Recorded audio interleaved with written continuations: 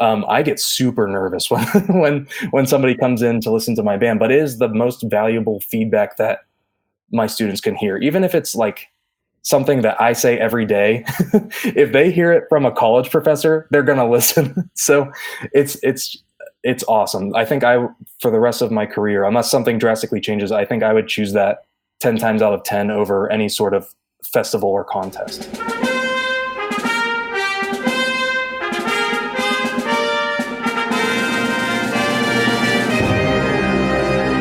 Hello, everyone. Welcome to Everything Band, a podcast that features conversations with composers, conductors, and performers of music for winds and percussion.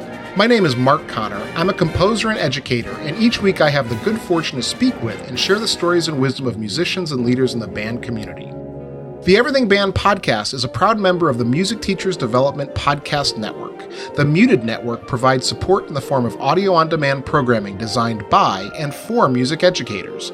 You can find more information about our network at mutedpodcasts.com. Before we begin, I'd like to thank all of you for listening. I appreciate your time and hope that you are finding value from these interviews. I rely on word of mouth and social media to bring the show to new listeners. If you think you knew one or two people who might find these interviews useful, please let them know about it. You can also help by following me and sharing posts on Facebook, Instagram, Twitter, and YouTube. Remember, help your students live up to the best that is in them through music. And now on to my next guest, Jeff Herwig. Hi, Jeff. Hi, Mark. Thanks so much for having me on today. Oh, it's my pleasure. And so I made a mistake with the recording. We are doing this take two for my listeners. We got into the interview and I realized that we had to do some things again. So here we are again. Jeff, thank you so much for joining me. I mentioned the first time for all my listeners, that I met you this summer. You sent me an email because you were writing a piece for the Semper Fund.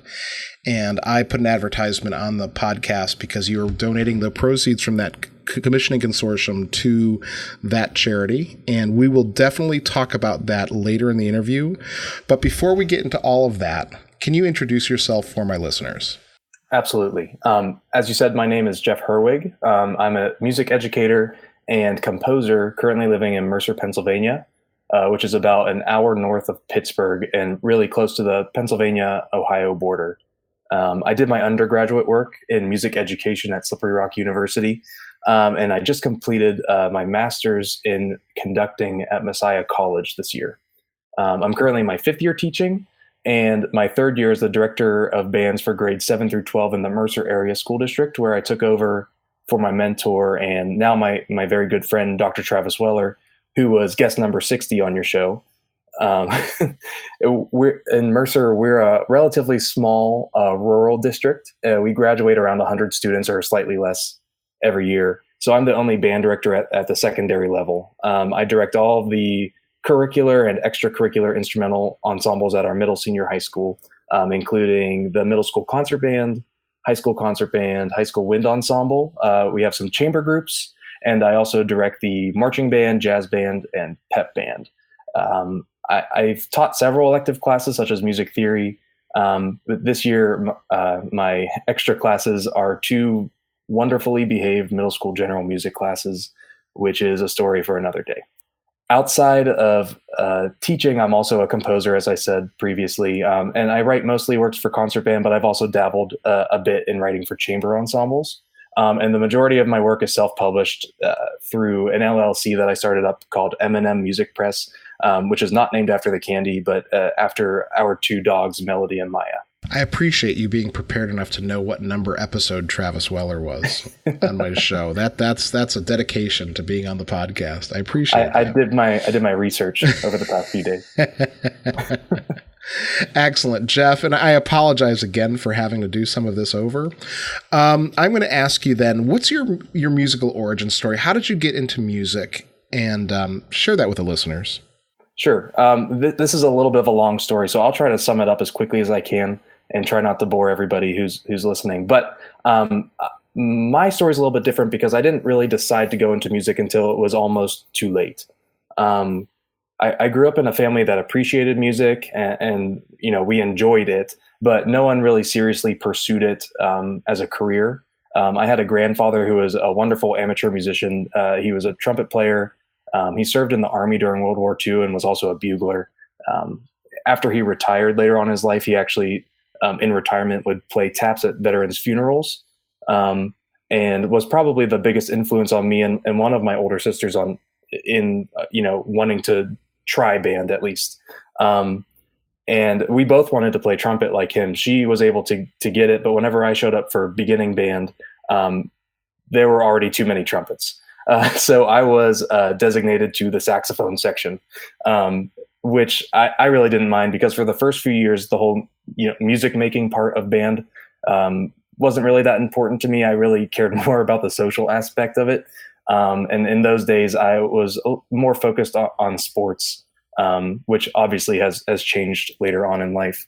But around middle school, I became a lot more interested in music when I picked up the guitar and began listening to the band Queen.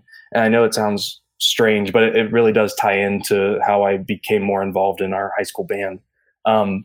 Queen's music stuck out to me because for a couple reasons. Later on in their career, it just became so eclectic, and they reached out to different genres of music that most rock bands wouldn't be brave enough to do at that time, for the sake of losing fans or losing radio time or anything like that. But also, all four members of that band were college graduates and were really smart guys, and that was just crazy to me that these smart college graduates, one of which, Brian May, has a PhD, went on to be rock stars. That was just so cool to me. So that sort of inspired me to pick up the guitar. And up until that point, I'd enjoyed being a member of concert band, but didn't really give marching band a thought because I was involved in several fall sports. But right before my 9th grade year, my band director at the time approached me and asked me to play guitar in the marching band because they were doing a rock and roll theme show, and there was a guitar solo towards the end, sort of a la Jimi Hendrix, Woodstock, Star Spangled Banner sort of thing. And obviously I said heck yes, because who doesn't want to play a guitar solo at every football game in front of a crowd. And after that first season, I was totally hooked on marching band. It's at that point in my athletic career, which didn't go as far as I had hoped. I had become a little bit injury prone, so marching band sort of became my competitive outlet.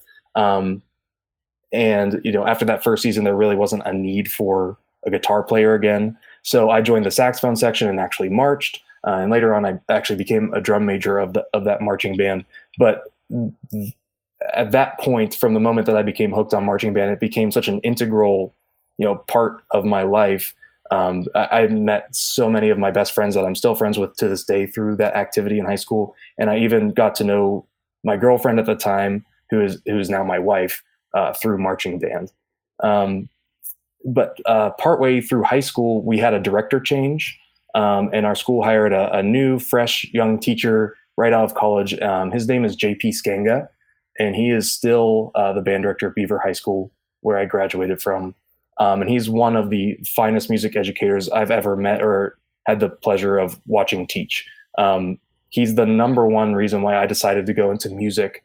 He's the first person who introduced me to some of the great classic works for concert band, but he was so great at programming quality literature and programming diverse quality literature, which nowadays is a very big deal. He was also my first music theory teacher and sort of planted the seeds, for my love of music theory and arranging and composing. He did everything possible he could to help prepare me for college as a music major. And later on, he even took me under his wing as an assistant director while I was working on my undergrad. And he was also the first person to ever program my music for an actual audience of people, which was very brave of him at that time. And I probably would not be writing as much music as I am today if it wasn't for his support early on.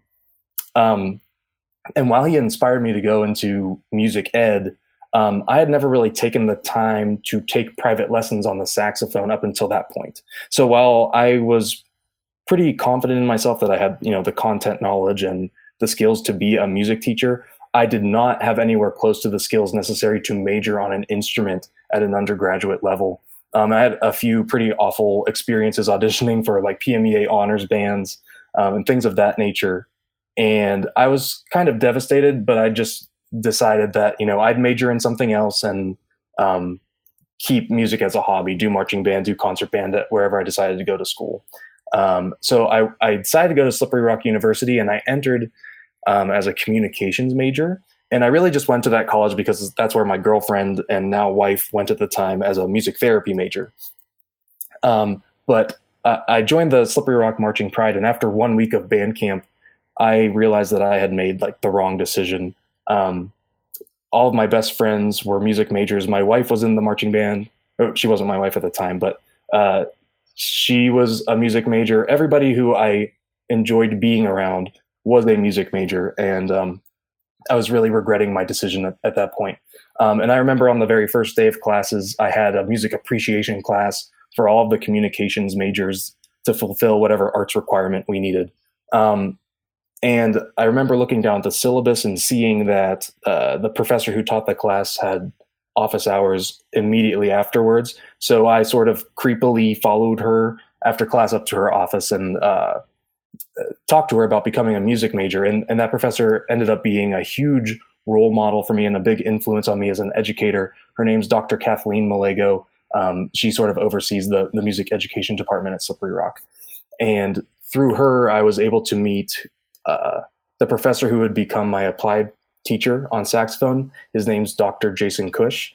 And he agreed to listen to me in a lesson to decide if I could audition for his studio, which was at that time was already overfilled. And from what I could remember, I think I've mostly blocked that that lesson out of my memory, but it was absolutely terrible. I don't know what convinced him to let me come back, but he did agree to allow me to come on as a minor in that spring semester of my freshman year. And then he would make, the ultimate decision to allow me into the studio full time after my jury that first semester of taking lessons. Long story short, I absolutely busted my butt to make up years of no private lessons and years of bad habits that I had formed in just one semester to make sure I made it into that saxophone studio. And luckily, Dr. Cush welcomed me in. And when I think back on this time, I have no idea where I would be otherwise if it wasn't for being in the right place at the right time with Dr. Cush and Dr. Malego, who I'm assuming recognized that I was very passionate about what I wanted to do and was willing to put in the hard work, because they very easily could have dismissed me and gone on with their lives. After making it into the studio and into the music program, I was somehow able to graduate in 4 years. I took several classes out of order. I took History 3, then History 1, then History 2. And some professors allowed me to take their courses as independent studies. And I'm pretty sure that they changed the rules after I graduated, so students couldn't do this anymore. But I'm very happy that they didn't change them yet, because it allowed me to graduate in 4 years. And I got my first job pretty quickly out of my undergrad as the band director at Titusville High School in Titusville, Pennsylvania, where I worked for 2 years before I took over for Dr. Weller at my current position at Mercer, after he left to take the position of Director of Music Education at Messiah College. So my story is not a very typical one, but I know that there are a lot of students, even in my own program, that are in a similar situation that realize they're passionate about something like music education or performance, and it might be a little bit too late.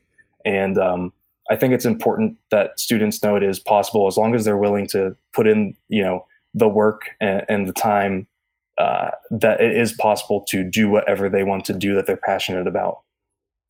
So let's get into a couple of these things here. So you mentioned that you really worked hard to make up the deficiency as a performer, and I know that playing piece is really important in music programs.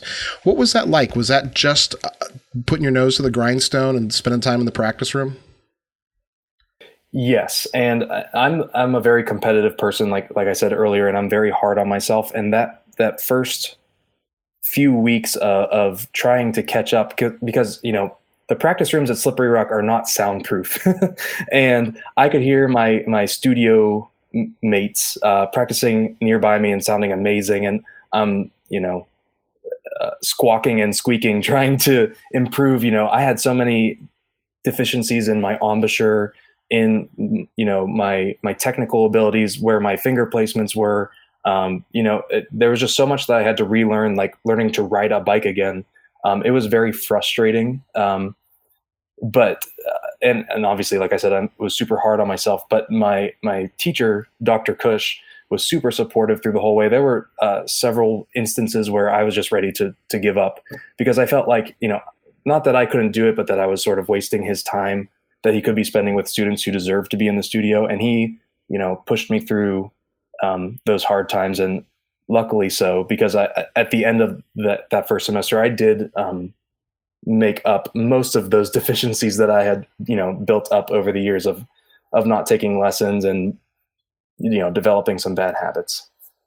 Yes. The other thing you mentioned is that your wife is a music therapy major. And I was looking at the Slippery Rock program while you were talking. It's a big music therapy program. I actually taught music theory in a program that had music therapy.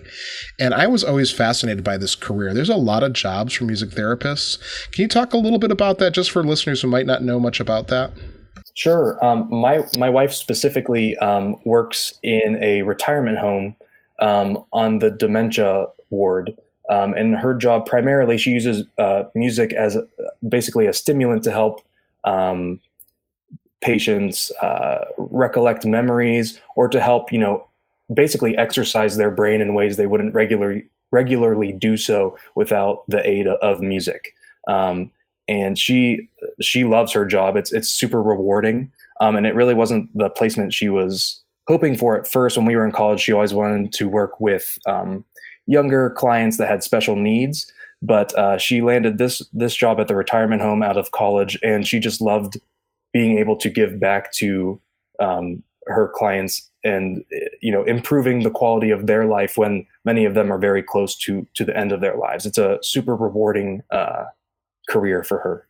Yeah, no, it's a great profession. If you have a student who has those, it's kind of the same basic personality type as an educator, but perhaps maybe a little more individual focused and therapy focused, kind of trying to work with the psychology. But I'm fascinated by my former students and what they're doing. I have students who are in palliative care, where they're doing like hospice end of care stuff. I have students who work with children, former students who are in prison, working in prisons. They're not in prison, they work in prisons. And so it's a really amazing variety, and there's a lot of jobs. Music therapy is terrific. Right. All right. I'm preaching to the choir. A bunch of musicians are listening to this, right? We're all like, yes, of course it is. All right, Jeff. The next thing I want to ask you is, I want to talk about your current situation. I know that you have an interesting history about how your first couple years of teaching, you're still relatively young. You told me that this is your 5th year of teaching. And so can you tell me about your jobs and how you got to the point you are now? Sure. I sort of, in both of the positions I've had so far in my career, I sort of approached taking over each program in a different way. And one of them was very, very wrong.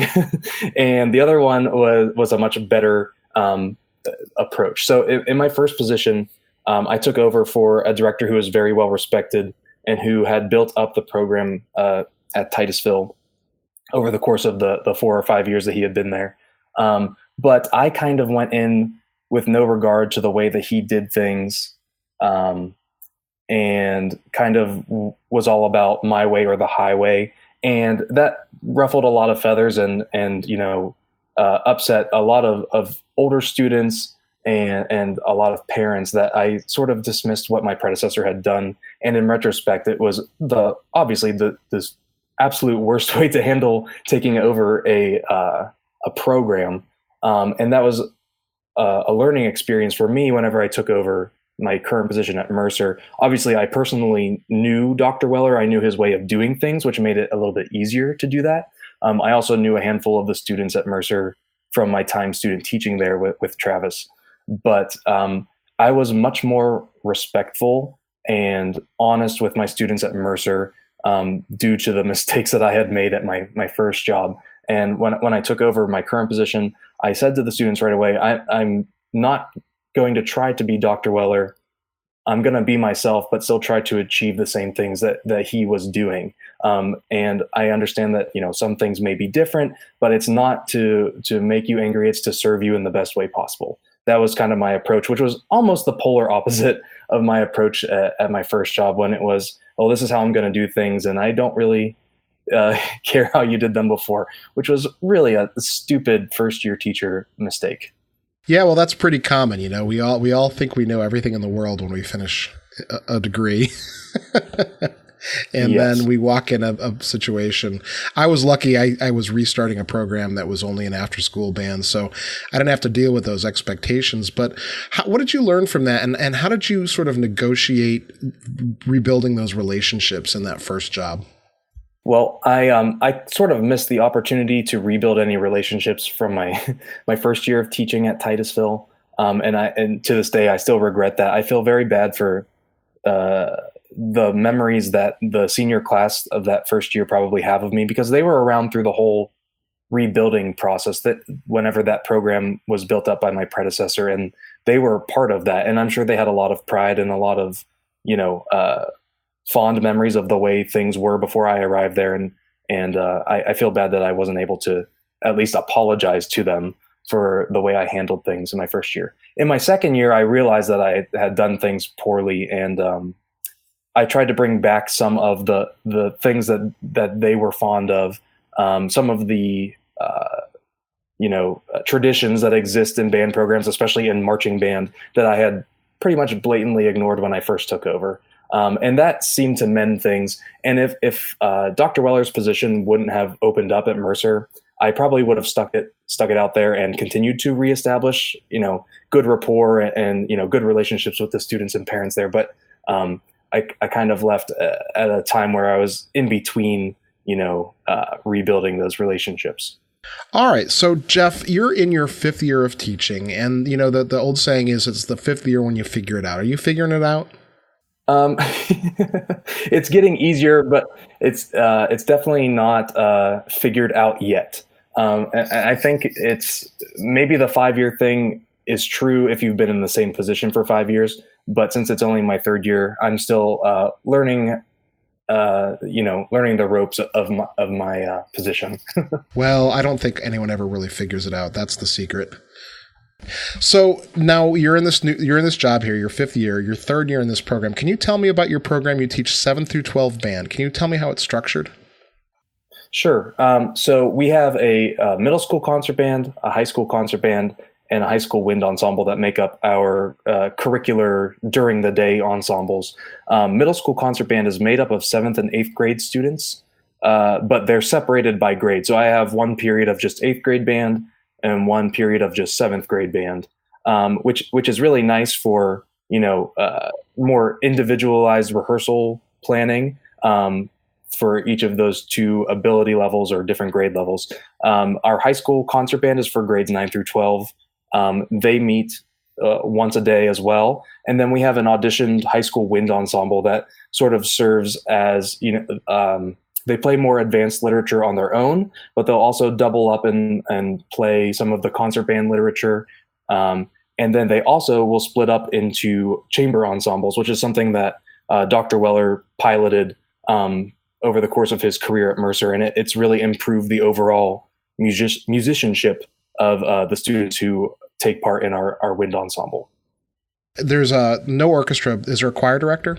Yes. So there are 2 music teachers at the high school, myself and our high school choir director, Michael E. Christie. And how about the beginners? When do they start?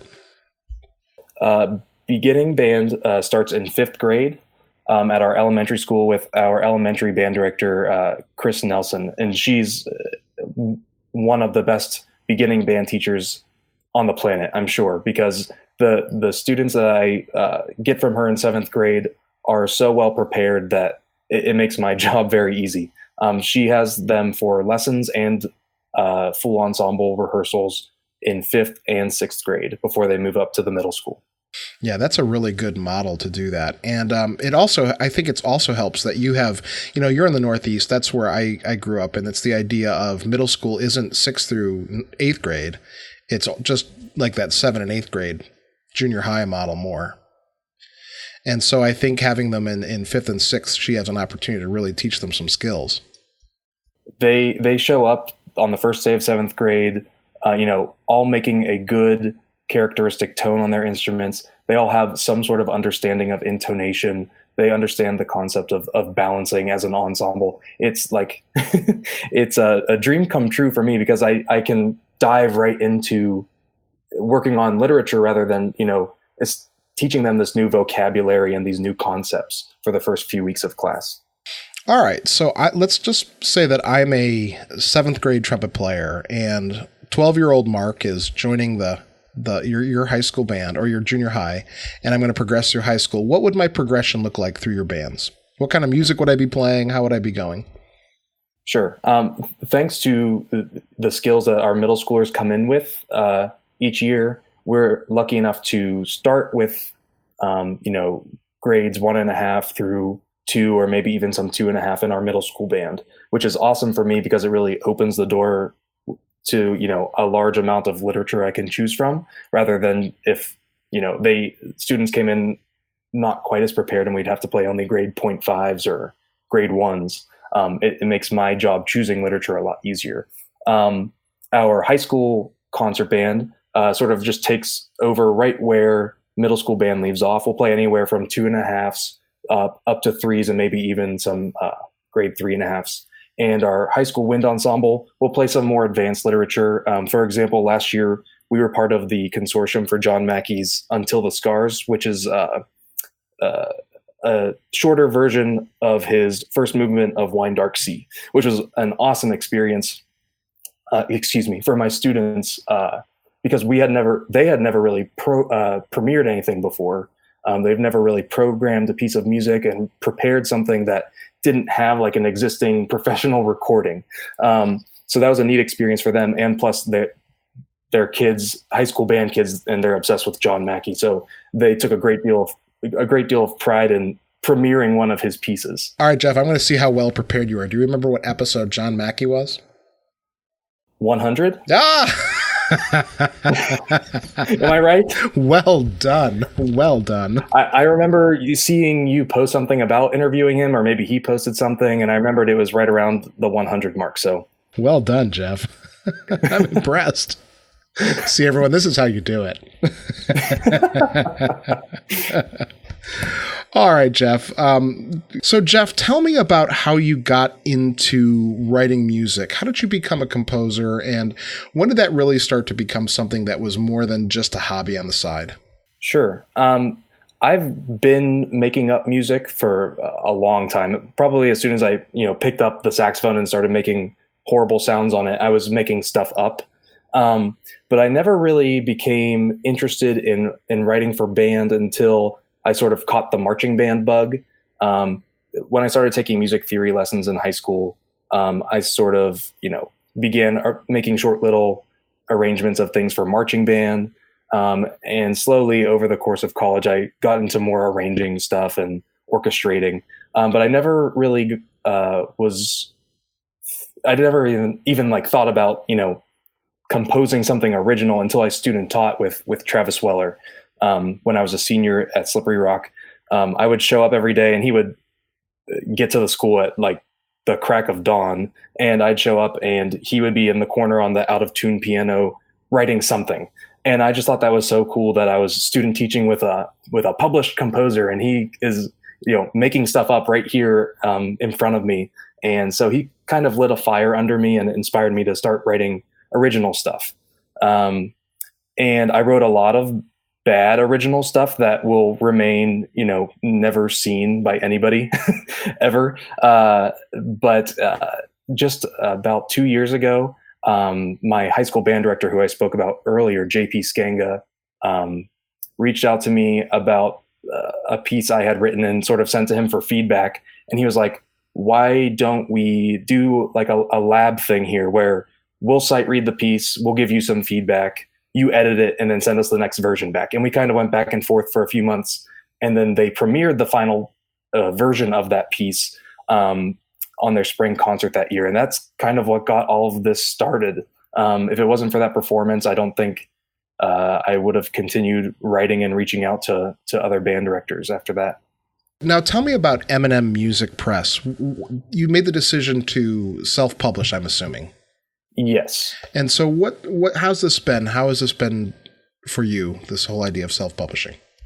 I was sort of inspired to try this out after reading, this is going back to John Mackey again. He wrote a blog post like a little bit over 10 years ago, or maybe slightly less than 10 years ago, about his decision to self-publish. And it was relevant then, and I think even more relevant now, that, he talks about the obvious advantage of self-publishing is, keeping your own copyright and earning 100% of whatever you sell. And that's all, well and good if you're actually selling music. But if you're somebody like me who's not really well known, it's tough to sell music. So self-publishing right away wasn't really the greatest decision, I guess you could say. I sort of had to learn how to self-promote myself and how to, establish a positive online reputation and image, and, get involved with the right people to help share what I was doing. So at first it was very slow, but I did some things like music giveaways and things of that nature to help, spread the word about my music. And it's slowly but surely starting to kind of take off. But I mean, still, it's nothing compared to the power of, a commercial publisher advertising for you, basically.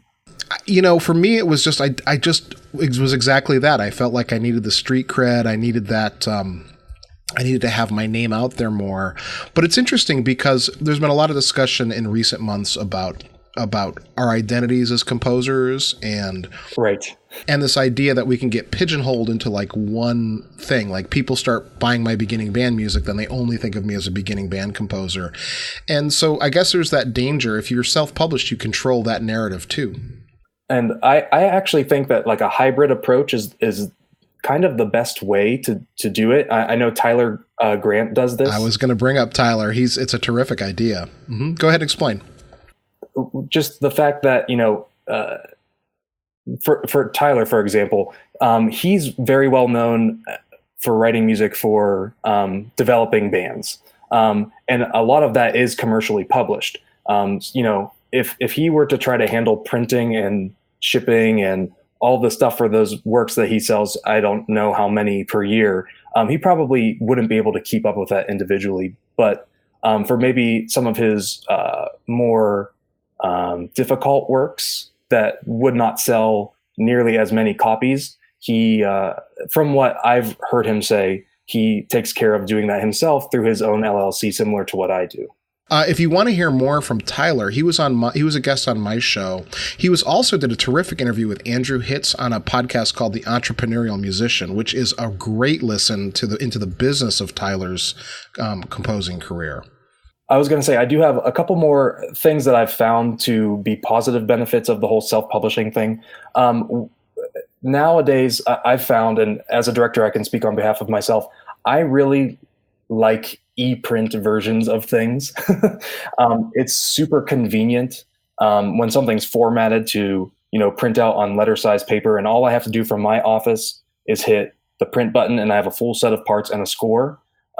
So the overwhelming majority of the music that I sell is distributed electronically, which is super easy for me to handle as a self-published composer, as opposed to like printing and shipping stuff.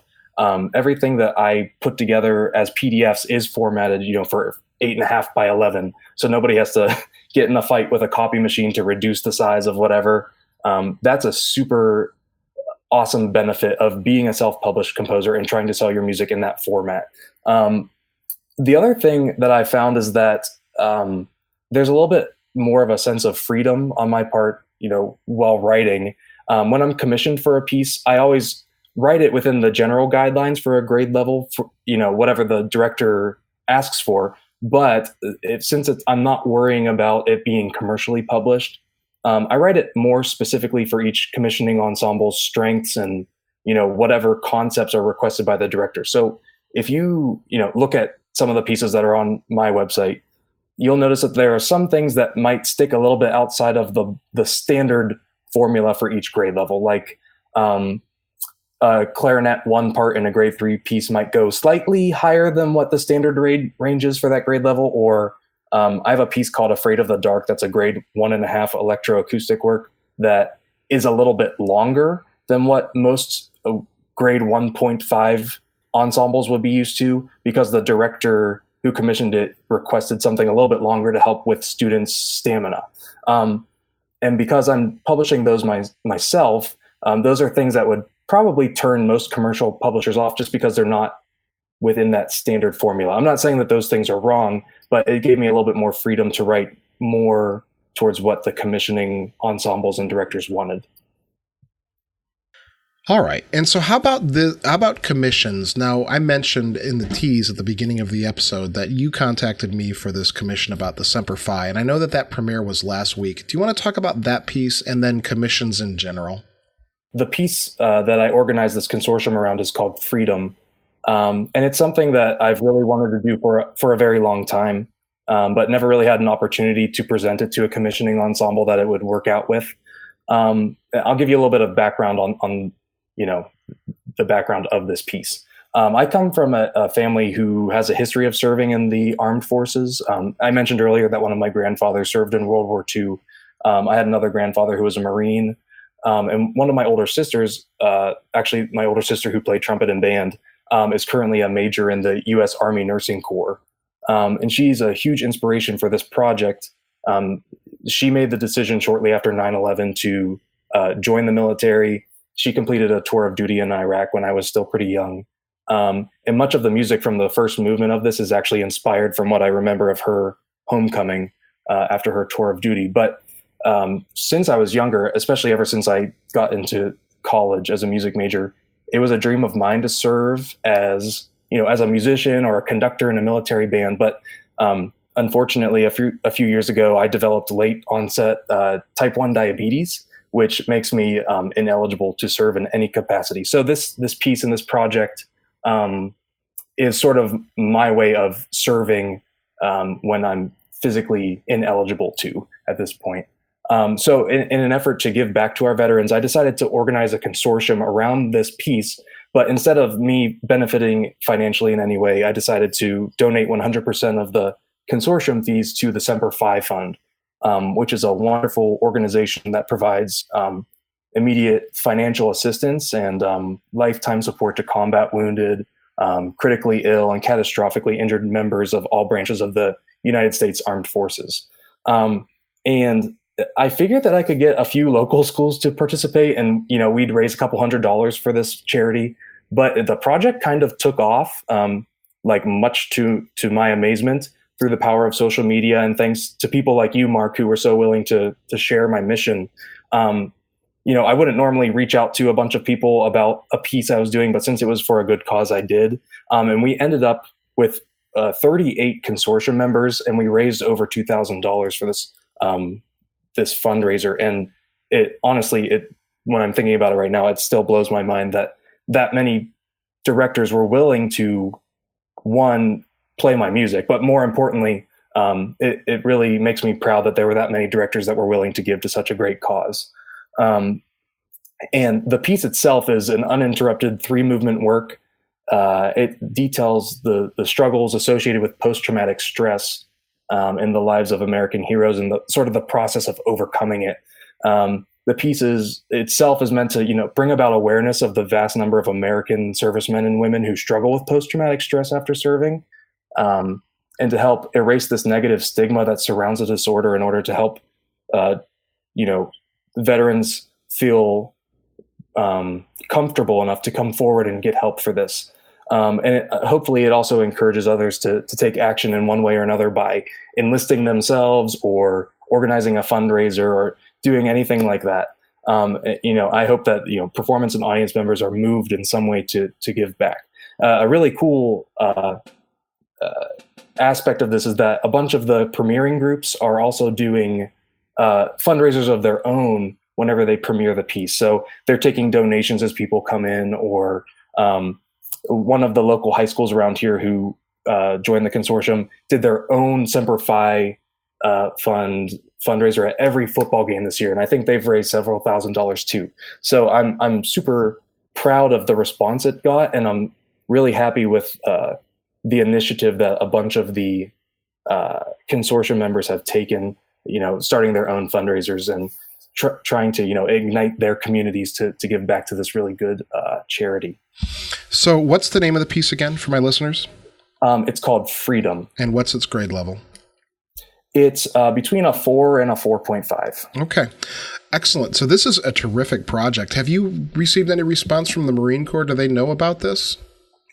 I've reached out to several military bands, and I haven't heard back yet, but I do understand that they're super busy, and there's probably a lot of thought and things that go into choosing what they program. So no, it's a terrific project, and I congratulations to you for doing this and having the success. All right, everyone, so check it out.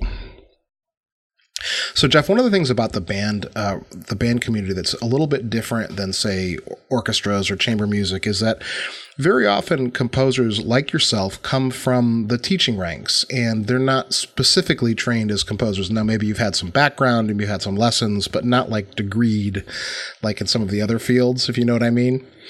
And so what advice might you have for someone else who's a director or a music educator who wants to become a composer or wants to start writing? Do you have any thoughts for them? Absolutely. The majority of my learning, to write for developing bands, which is the majority of what I do, just comes through score study of works that I do with my own students. I take notice of how pieces are orchestrated at a grade 1 level or a grade 3 level, what parts are doubled, where certain things are cross-cued, things like that. I've learned a great deal just through score study and through just rehearsal with my own bands. I also really benefited from having a great resource in Dr. Weller. I know I've name dropped him a few times, which he's probably very happy about at this point, but he is a tremendous resource. Just anytime that I have a question about anything, I'll reach out to him, and he's happy to help. He's happy to give me feedback on any rough drafts of pieces or anything like that. And I'm sure that everybody has some sort of resource or person they could reach out to. I know there are a number of well-established composers who will take the time to also give feedback. For example, Brian Balmages, who is one of the most busiest people in the world, has taken the time to give me feedback on a couple pieces as well, just because he's an amazing human being that is willing to give back to teacher composers such as myself. So my advice would be study what is popular now, study what is being published, but also don't be afraid to reach out. All right, Jeff, let's talk about the group of questions I ask all of my guests. And so I know you've listened to the show, so you've heard these asked, so you've probably thought about them as you've been listening. Mm-hmm. And so let's start with the first one, and that's, where do you draw the line between healthy and unhealthy competition in music? Okay, this one's a little bit tough for me because when I was younger, the competitive aspect of marching band is kind of what drew me to the activity. And that really is what drove me to be such an invested member of my high school marching band. And later on, as I got older and began to observe other, programs and what they did with their marching bands, I realized that you have to be very careful about how you run a competitive program to make sure that it's healthy and beneficial for the students. Otherwise, things could go downhill very quickly.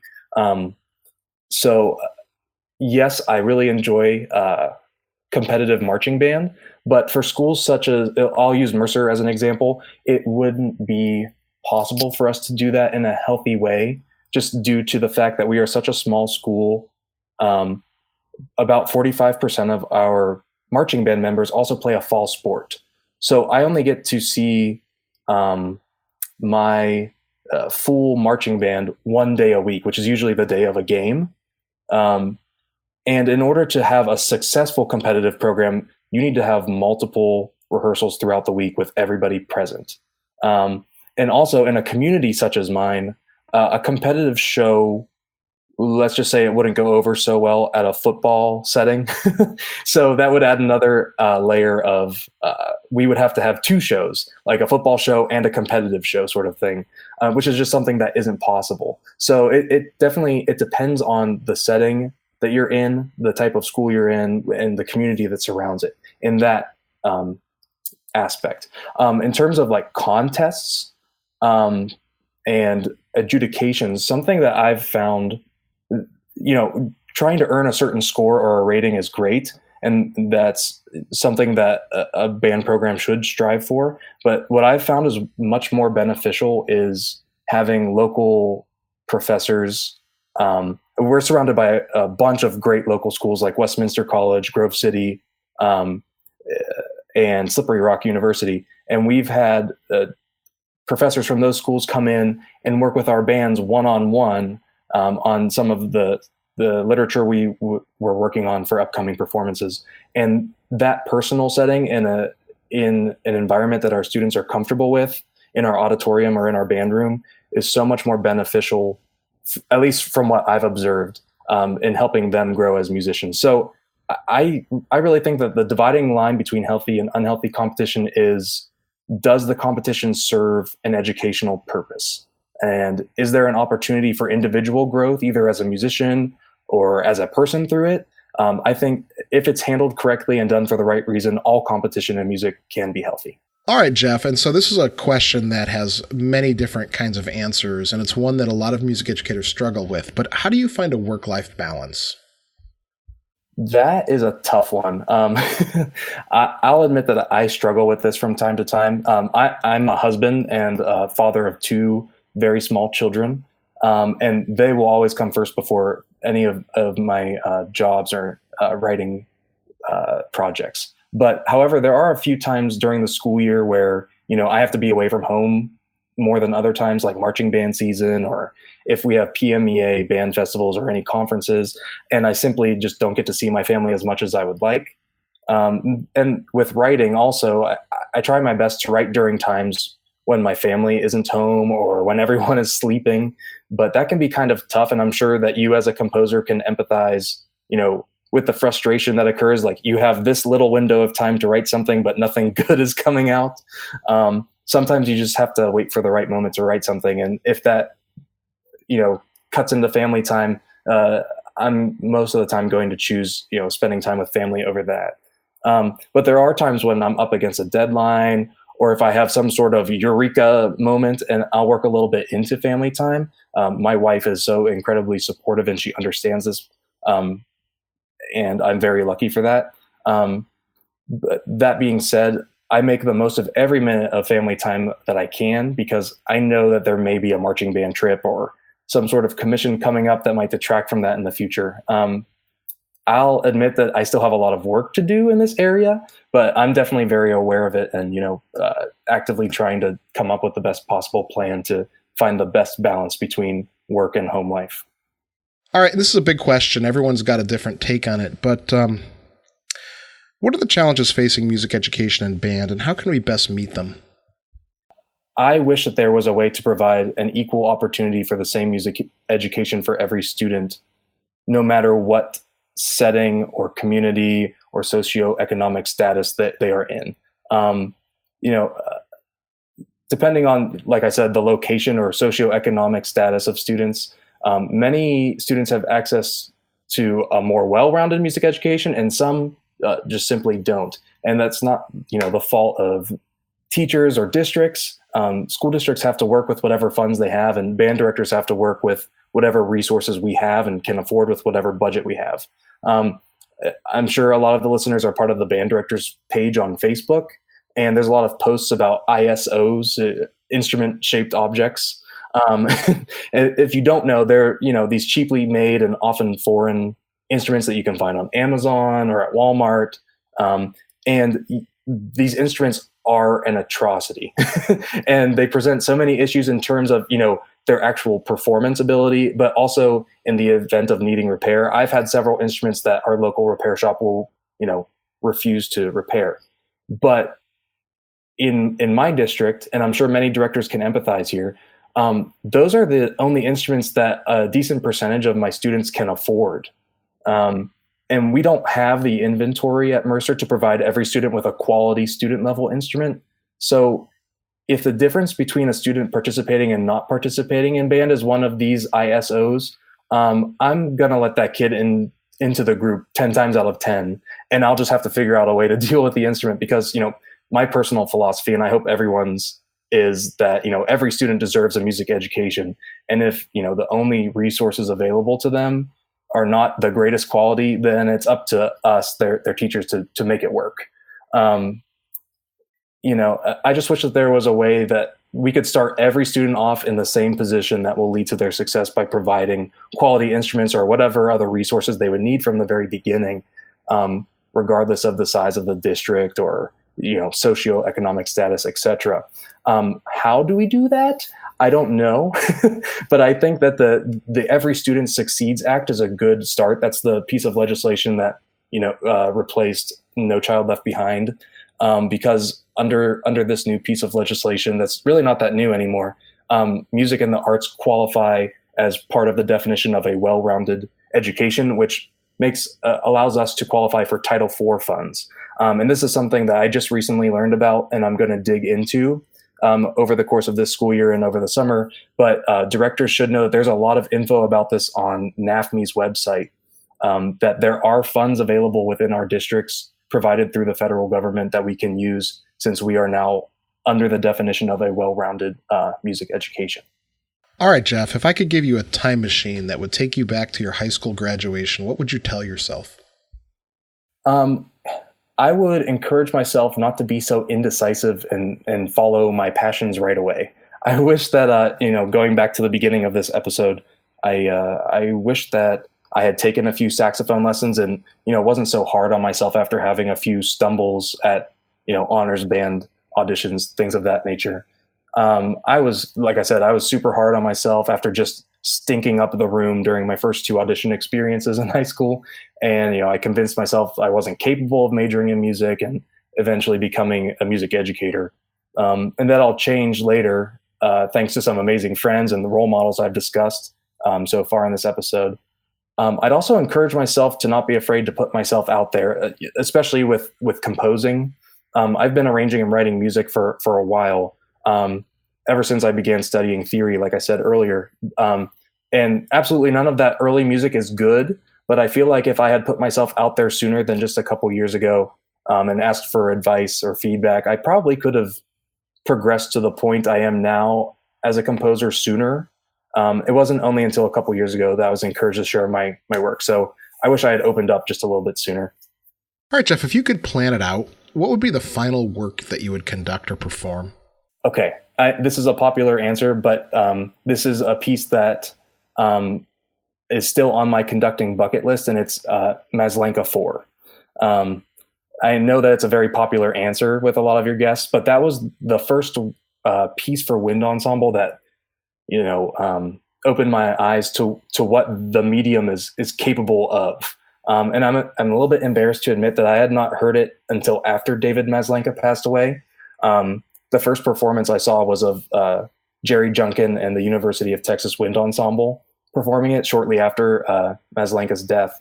And I was just inspired in multiple ways, like as a conductor by Jerry Junkin's interpretation, and as a performer by the ensemble's just absolutely moving performance, and most of all as a composer just by the brilliance of David Maslanka's writing. I actually, last year for Christmas, my parents, who are awesome, got me the score, and it's already like less than a year later, it's totally worn out from the number of times I flipped through it and, just tried to absorb as much as I can. The piece has become part of like my musical DNA. So Maslanka 4, without a doubt. It's okay to have an answer that other people have given. It's there for a reason. Right. All right, Jeff, is there anything coming up that you'd like to share or promote? Just the upcoming performances of Freedom. There will be about 35 of them over the course of the next year or so, in the states of Georgia, Iowa, Minnesota, New Jersey, Ohio, Pennsylvania, and Wisconsin. Many of the ensembles have already told me when they're going to plan on doing that. So those dates and times and places are on my website on the performances tab. Several of the ensembles haven't informed me yet, but I'll be actively updating that. So check it out. And if there's a performance near you, I'd love it if you could check out one of the consortium premieres of Freedom. And also, I'll be at Midwest next month. I'm a member of the Millennium Composers Initiative. So I'll be at booth number 2008 throughout the conference if anybody wants to stop by and say hi. I meant to ask you about the Millennium Composers Initiative. Can you take a moment and explain that? Absolutely. It's a group of composers, an initiative formed by a few guys that I've met through social media.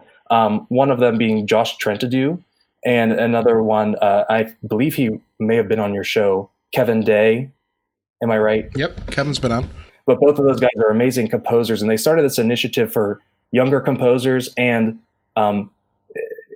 to help promote our work, and especially to help promote works of underrepresented composers. And I don't fit into that category of underrepresented composers, but I am a huge ally in that initiative, and they're doing an awesome job of spreading new music of composers generally age 30 and younger.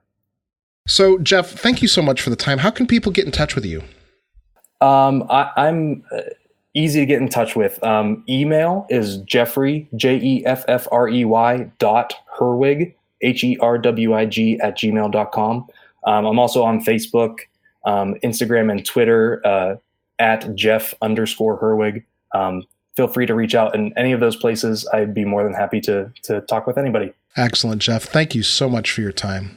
Thank you for having me on.